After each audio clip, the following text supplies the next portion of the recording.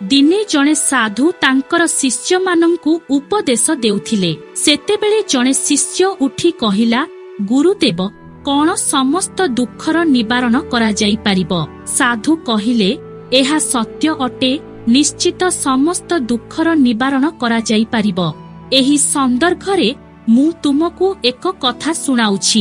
गोटिए धनी व्यक्तिर जणे चाकर थिला। से चाकर बहुत दिनरु धनी व्यक्तिर सेवा करी आसुथिला। से बहुत सच्चोट थिला। चाकर धनी व्यक्तिर घरर सफा सुतुरा ठारू आरंभ करी समस्त काम करुथिला। सेथिपई धनी व्यक्ति ताहा उपरे बहुत प्रसन्न थिला। दिनकर कथा, धनी व्यक्ति संध्यारे घरकु फेरी देखिला जे ताहार घरर बहुत पुरुणा कांथ घंटा भांगी जाइछि। से चाकर को डाकी एही घंटा किपरि भांगिला बोली पचारिला। चाकर उत्तर देला, बाबू मु सफा करुथिबा समयरे मो हातरु खसी भांगी गला। भूल मोहर अटे, आपण मोते क्षमा करंतु।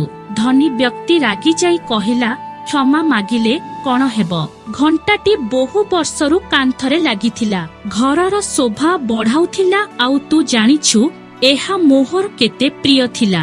वर्तमान गाली देबा अपेक्षा धनी व्यक्ति आउ करी मध्य कोन पारिबो? कारण चाकर बहुत सच्चोट ओ भरोसा योग्य थिला। सेही रातिरे धनी व्यक्ति को निद आसुनथिला।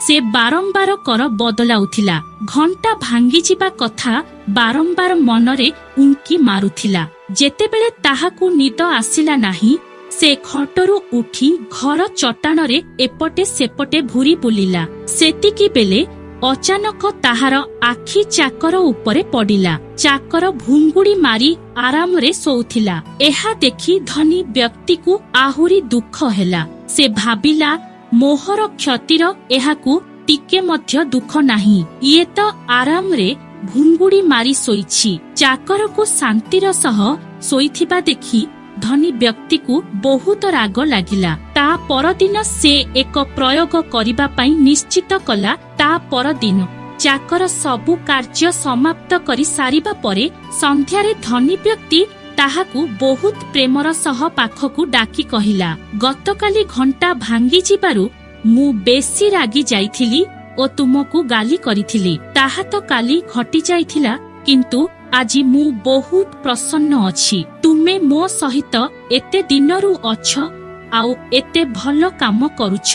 काली ही मु तुमर एही निस्वार्थपर सेवा पई तुमको किछि उपहार देबा पई चिंता करूथिली। भाबुथिली तुमको सेही कांथ घंटाटी को देई देबी, किंतु कोन कराजिबो ताहा तो तुम हातरु खसी भांगी जाइछि। जदि भांगी न थांता ताहेले घंटाटी आजी तुमर होई थांता। एहा कही धनी व्यक्ति सेही राती बहुत आनंदरे सोईला, किंतु चाकर सेही राती सोई पारिला नाही। से बारंबार कर बदलाउथिला। बारंबार ताहार मनरे गोटिए कथा आसुथिला, जदि घंटा भांगी न थांता ताहेले ताहा आजी मोहर होई थांता।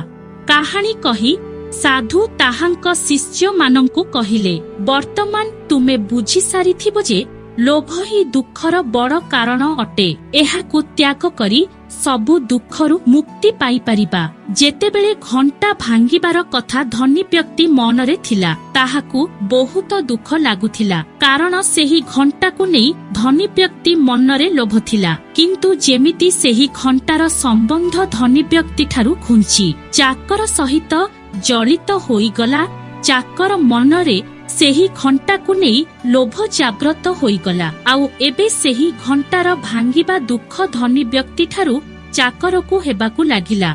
आमकू मने रखिबा उचित जे लोभ कले दुख मध्य जाग्रत हेब, तेणु लोभ ठारू दूरेई रहिबा उचित।